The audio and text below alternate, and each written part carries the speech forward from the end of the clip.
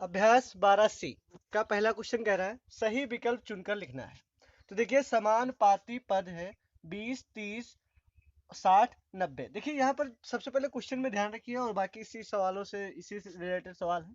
तो ये जो समानुपात होता है, समानुपात का मतलब होता है अगर समानुपात के इधर वाले दो पद लिए जाए और इधर वाले दो पद, तो इनमें दोनों में अनुपात बराबर होता है। देखिए कैसे, जैसे यहाँ पर 20 और 30 लिखा है, 20:30। तो इसको अगर काटा जाए तो 0 से 0 काट देंगे, कितना आ गया 2:3। अगर समानुपात का जो निशान लगा है इसके इस पार की दोनों संख्या लिखी जाए 60 और 90, तो इसमें भी देखिए 0 से 0 कट गया। अब जो 3 से काटेंगे तो ये कितना आ जाएगा 2, और ये कितना आ जाएगा 2:3। देखिए दोनों में बराबर आएगा। पहली बात तो ये, अगर समानुपात में दो इधर का अनुपात और इधर का अनुपात क्या होता है, बराबर होता है। दूसरी बात कि मध्य पदों का गुणनफल, देखो बाह्य पद क्या होता है, 20 और 90 ये बाहरी है, इन्हें बाह्य पद कहते हैं, और ये जो मध्य में है बीच में है तो इसे मध्य पद कहते हैं। अब इसका रिलेशन ये होता है कि मध्य पदों का गुणनफल, मध्य पदों का गुणनफल और बाह्य पदों का, यानी ये मध्य पदों का गुणनफल और बाह्य पदों का गुणनफल क्या होता है, बराबर होता है। क्या होता है, बराबर होता है। तो देखते हैं, अब हम क्वेश्चन पर ध्यान देते हैं। लिखा है सही विकल्प चुनना है इसमें। समानुपाती पदों 20, 30, 60 और 90 में क्या कह रहा है, पहला क्वेश्चन है 20 और 60 मध्य पद है। ये जो 20 और 60 क्या है, मध्य पद है।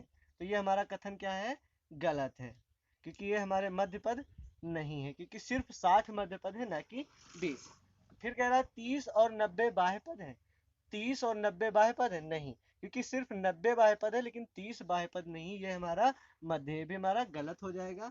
फिर देखते हैं 20 और 30 बाह्य पद है, 20 और 30 नहीं, ये बाह्य पद नहीं है, सिर्फ 20 बाह्य पद है, बाकी 30 क्या है, हमारा मध्य पद है। फिर यहाँ पर कह रहा है चौथा पॉइंट, 30 और 60 मध्य पद है, 30 और 60 देखिए मध्य पद है, तो ये सिर्फ यही विकल्प हमको चुनना था, ये हमारा एकदम कथन सत्य है। फिर देखते हैं क्वेश्चन नंबर सेकेंड, 20, 75, 500, 1000 समानुपात में नहीं है, क्योंकि। अब देखिए यहाँ पर ये समानुपात में है, यहाँ पर समानुपात में नहीं है, क्योंकि जब समानुपात में तभी नहीं होगा जब मध्य पदों की गुणनफल और बाह्य पदों का गुणनफल बराबर नहीं होगा। देखिए यहाँ पर 6 1800 होगा और 20 और 9 की 90 की गुणा करेंगे, ये भी हमारा 1800 होगा। तो यहाँ पर जो सवाल है, यहाँ पर कोई बाह्य पद नहीं, ये हमारा गलत है, क्योंकि बाह्य पद तो होगा। बाह्य पदों का गुणनफल मध्य पदों के गुणनफल नहीं है, यानी बराबर नहीं। देखो यहाँ पर लिखा है बाह्य पदों का गुणनफल बराबर नहीं है मध्य पदों के गुणनफल के, मध्य पदों का गुणनफल नहीं है, ये हमारा कथन सत्य होगा, क्योंकि ये जो बाह्य पदों का गुणनफल आएगा हमारा 20,000 और ये आएगा हमारा 37,500, तो ये हमारा बराबर, यहाँ पर लिखा है मध्य पदों का गुणनफल नहीं है। हाँ ये सत्य है, बाह्य पदों का गुणनफल मध्य पदों के गुणनफल नहीं है। फिर कह रहा है बाह्य पदों का गुणनफल बराबर मध्य पदों का गुणनफल। अगर बाह्य पदों का गुणनफल और मध्य पदों का गुणनफल बराबर ही होता तो ये हमारा समानुपात में होता, लेकिन हमारा सवाल कह रहा है समानुपात में नहीं है, क्योंकि। तो हमारा विकल्प तो यही सही है, ये हमारा गलत होगा। मध्य पदों का गुणनफल 3750 है, गलत है, क्योंकि मध्य पदों का गुणनफल है 37,500। प्रश्न नंबर 3, नीचे लिखे समानुपाती पदों में यक्स का मान ज्ञात कीजिए। अब समानुपाती पद कह रहा है पहले से ऑलरेडी, तो समानुपाती पद क्या होता है, मध्य पदों का गुणनफल और बाह्य पदों का गुणनफल क्या होता है, बराबर होता है। तो देखिए हमको जिसमें मान निकालना होता है सबसे पहले उसको लिख लेंगे। तो हमको बाह्य पद का मान निकालना है, तो सबसे पहले वही लिखेंगे, बाह्य पद का गुणनफल, ये बाह्य पदों का गुणनफल बराबर होता है किसके, मध्य पदों के गुणनफल के। ये बाह्य पदों का गुणनफल है, बाह्य पदों का गुणनफल मध्य पदों के गुणनफल के क्या होता है, बराबर होता है। अब इसको जब हम हल करेंगे तो देखिए 40 जो है गुणे में उधर जाएगा, कहाँ पर जाएगा हमारा, बटे में, 10 गुणे 20/40, तो 0 से 0 कट गया और 4 पंचे 20, तो यक्स का मान कितना आ गया 5, यानी यक्स का मान कितना आ गया 5। अब देखते हैं इधर सेकेंड सवाल, देखिए यहाँ पर भी उसी प्रकार बाह्य, ये कौन से पद है, बाह्य पद। ये कुछ भी नहीं कि पहले बाह्य पद ही लिखो या मध्य पद, जिसको हमको निकालना है सबसे पहले उसको ध्यान कर लिख ले सकते हैं। तो यहाँ पर यह होगा हमारा बाह्य पदों का गुणनफल, ये बाह्य पद है, और यह क्या है हमारे मध्य पद। ये 8 और 8 क्या है? मध्य पद।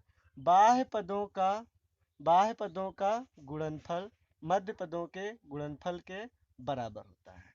तो देखिए अब यक्स बराबर ये 8 गुणे 8, और ये जो 16 है इधर गुणे में इधर जाएगा बटे में। अब ये हो जाएगा 8 अठाई 64 बटे 16। अब जब 16 से भाग देंगे तो कितना आ जाएगा हमारा?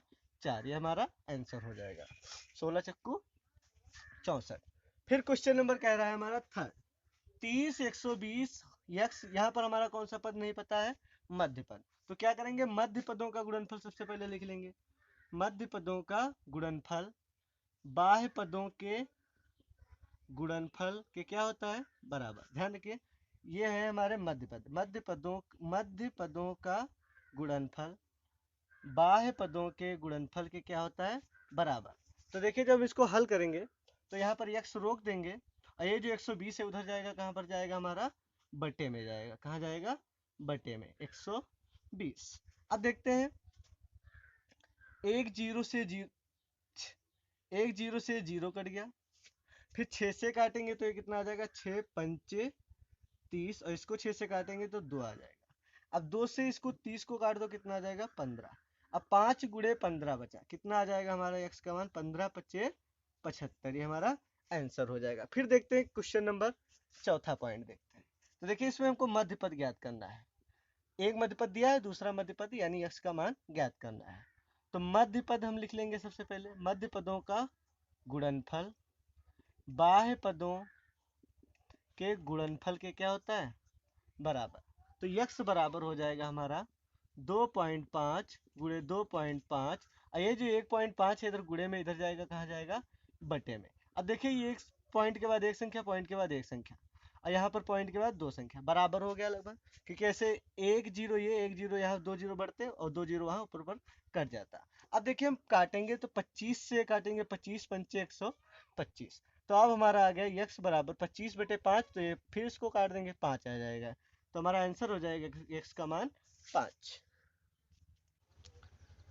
प्रश्न नंबर 4, निम्नांकित कथन सत्य है या असत्य लिखना है हमको। तो देखिए सबसे पहले लिखा है 1:2 समानुपात 2:4। तो देखिए समानुपात में है या नहीं। तो देखिए मध्य पदों का गुणनफल 2 दूना 4, और बाह्य पदों का गुणनफल 4 एकम 4। तो मध्य पदों का गुणनफल और बाह्य पदों का गुणनफल अगर बराबर है तो इसका मतलब ये जो है हमारा समानुपात में है। तो हमारा ये कथन क्या है? हमारा ये कथन सत्य है। फिर देखते हैं, अनुपात 3:4 और 3:5 समानुपात में है? नहीं। देखिए यहाँ पर 1:2 लिखा है, यहाँ पर भी अगर काट देते तो 2 एकम 2, 2 दूना 4, सेम वही अनुपात लिख जाता। तो यहाँ पर अनुपात क्या है? चेंज है। तो क्या है? समानुपात में है? नहीं। तो ये हमारा कथन क्या है? असत्य है। फिर क्वेश्चन नंबर थर्ड, ये बहुत अच्छा सवाल है। 3 पुस्तकें हैं, 12 भैंसे हैं, 4 गाय हैं, 16 कलम है। तो देखिए यहाँ पर अगर अनुपात में देखा जाए तो एक प्रकार से बराबर आएगा। देखिए 3 एकम 3 और 3 चक्कू 12, 3 से काट दें दोनों को, 3 एकम 3, 3 चक्कू 12, 4 एकम 4, 4 चक्कू 16, 1:4, 1:4। अनुपात में देखा जाए तो बराबर है, लेकिन ये जो हमारी वस्तुएं दी वो अलग अलग दी हैं। पुस्तकें हैं, भैंस है, गाय है, कलम है। देखिए मान लेते हैं अगर हम गुणा करें पहले मध्य पदों का, तो ये आएगा तो 12 चौक 48 ही, और इसकी भी गुणा करेंगे तो भी हमारा 48 आएगा। लेकिन यहाँ पर जो 48 आएगा, देखिए 12 चौक 48, भैंस गाय आएगा। क्या आएगा? भैंस गाय। या जैसे मान लेते हैं अगर ये लिखा होता अभी हमारा, यहाँ पर लिखा हो, जैसे मान लो यहाँ पर लिखा है 3a और यहाँ पर लिखा है 12x, और यहाँ पर लिखा हो 4y, और यहाँ पर लिखा हो 16b। तो अब गुणा करें तो ये तो अंकों की तो गुणा हमारा सही है, 12 चौक 48, और ये 16 48। लेकिन क्या हमारा ये जो क्वांटिटी है ये बदली हुई। देखो भैंस गाय, तो ये हो जाएगा 48xy, और इसमें आएगा 48ab। कितना आएगा? 48ab। इस प्रकार, इसलिए हमारा ये कथन जो होगा, इसलिए हमारा ये कथन असत्य, ये कथन क्या होगा? हमारा असत्य हो जाएगा कथन। फिर कह रहा है प्रश्न नंबर 4, 4 समान मात्रक के पदों का समानुपात में तभी होंगे जब चरम पदों का गुणनफल, चरम पदों का गुणनफल मतलब बाह्य पदों का गुणनफल मध्य पदों के गुणनफल के बराबर होगा। तो ये हमारा कथन सत्य है, मध्य पदों का गुणनफल बाह्य पदों के गुणनफल के बराबर होता है। प्रश्न नंबर 5, देखिए एक आयताकार कमरे की लंबाई और चौड़ाई में अनुपात कितना है? 5:4 का। अनुपात है। यदि कमरे की लंबाई 15 मीटर हो तो चौड़ाई बताइए। देखिए हम उसी प्रकार से लगाएंगे अनुपात समानुपात वाले नियम से। तो सबसे पहले देखिए यहाँ पर ध्यान रखना हमेशा लंबाई और चौड़ाई, लंबाई और चौड़ाई में अनुपात कितना दिया है, 5:4 का। देखिए हमारा लिखने का उद्देश्य सिर्फ एक है, यहाँ पर समझिए लंबाई और चौड़ाई का अनुपात कितना दिया है, 5:4 का। यदि कमरे की लंबाई 15 मीटर, देखिए यहाँ भी लंबाई चौड़ाई लिखेंगे, हमेशा ध्यान रखना इस बात का। जो यहाँ पर होगी लंबाई चौड़ाई, यहाँ पर भी लंबाई चौड़ाई लिखेंगे। तो लंबाई कितना दिया है हमारा 15 मीटर, और हमसे पूछा चौड़ाई पूछ रहा है, चौड़ाई क्या होगा हमारा, यस। देखिए ध्यान रखिए यहाँ पर हमारा लंबाई और चौड़ाई में अनुपात कितना दिया था, 5:4। फिर कह रहा है यदि कमरे की लंबाई कितनी है, 15, और चौड़ाई हमसे पूछ रहा है। यहाँ पर क्या किसका निशान लगेगा, समान पात। अब इसको जब हम हल करेंगे तो हमारा होता है मध्य पदों का गुणनफल और बाह्य पदों का गुणनफल, मध्य पदों का गुणनफल और बाह्य पदों का गुणनफल। तो ध्यान रखते हैं, ये पहले हम बाह्य पदों का गुणनफल लिख लेंगे 5 गुणे यक्स, क्योंकि हमको जिसको निकालना होता है उसको पहले लिख लेते हैं। और ये मध्य पदों का गुणनफल 4 गुणे 15।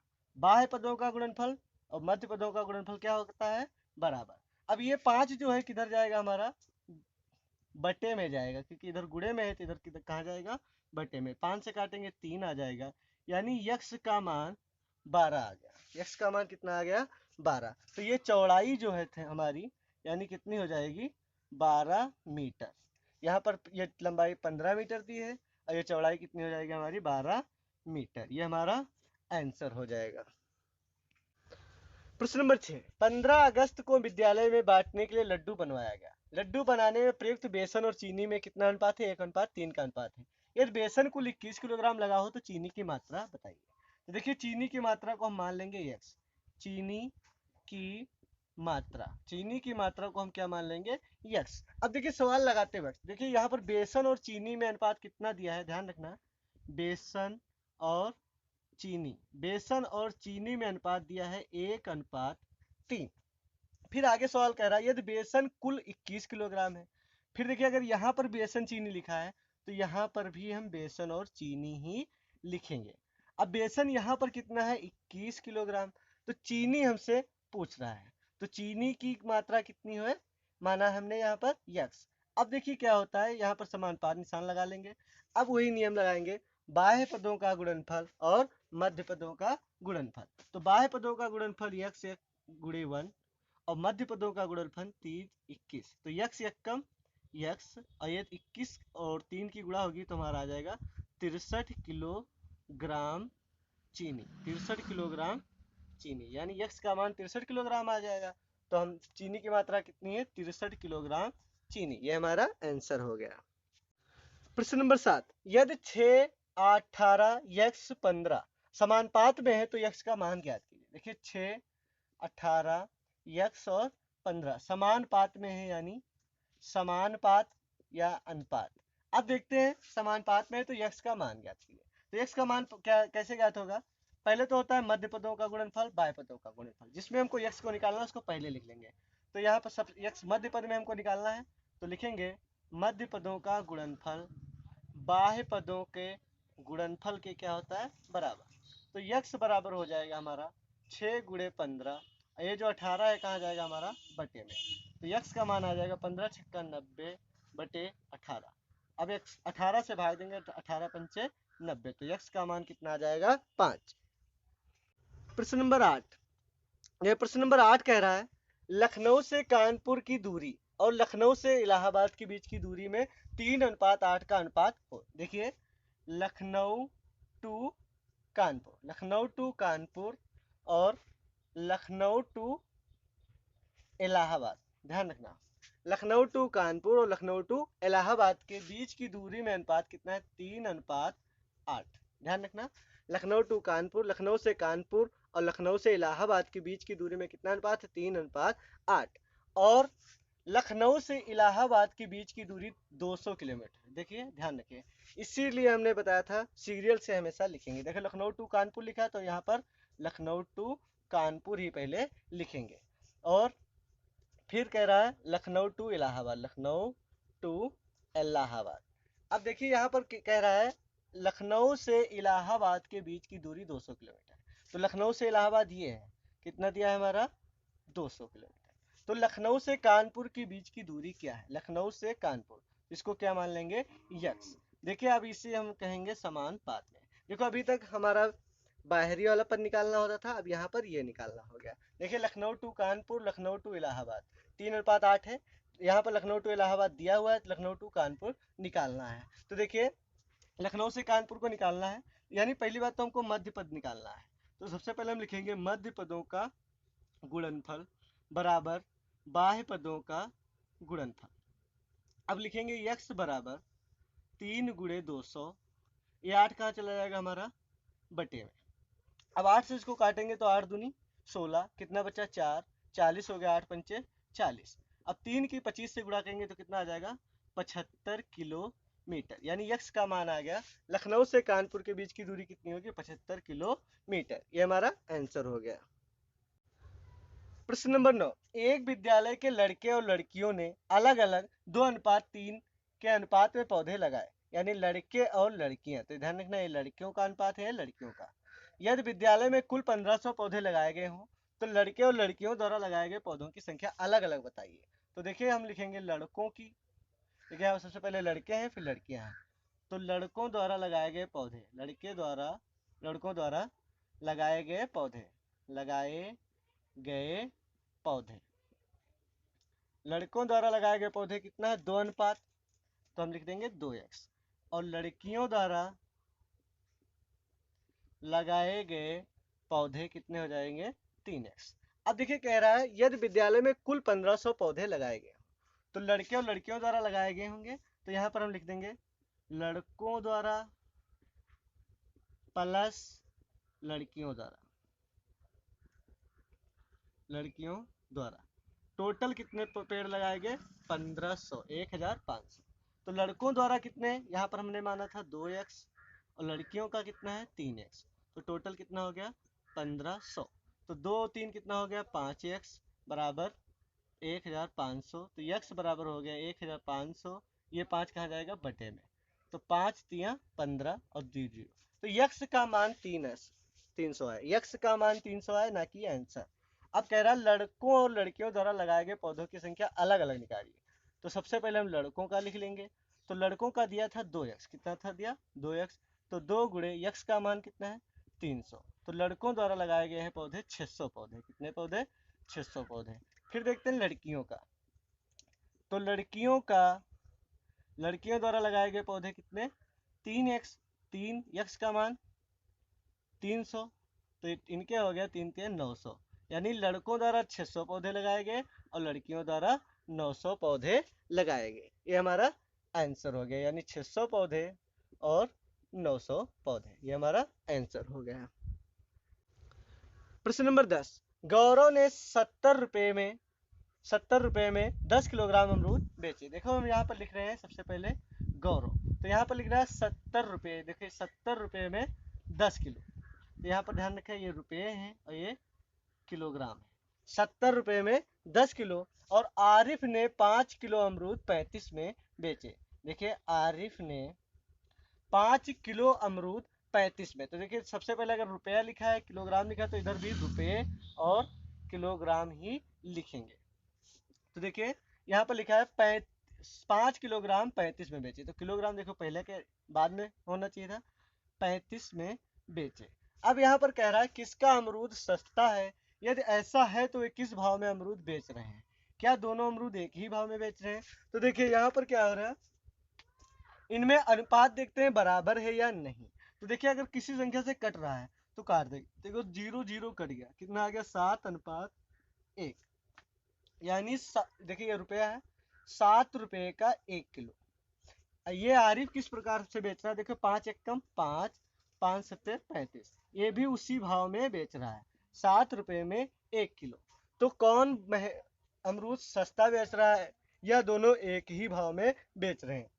तो हम लिखेंगे यहाँ पर देखिए 7 रुपये में 1 किलो, ये भी 7 रुपये में 1 किलो। तो यहाँ पर लिख देंगे दोनों अमरूद एक ही भाव में बेच रहे हैं, एक ही भाव में बेच रहे हैं।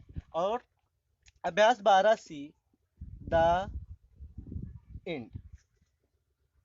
दोस्तों अगर वीडियो अच्छा लगा हो तो चैनल को सब्सक्राइब करें तथा ये जो बेल आइकन का निशान है इसको जरूर प्रेस कर दें ताकि हमारे हर वीडियो आप तक पहुंच सके। धन्यवाद।